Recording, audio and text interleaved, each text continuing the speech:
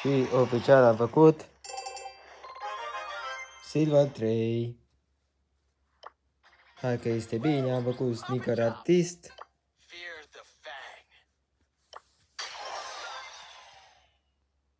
Aici pe live. Și punem pe YouTube. Ce să zic, altceva.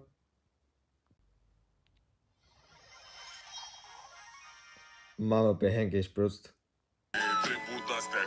Ți-am făcut titlul pe Shelly.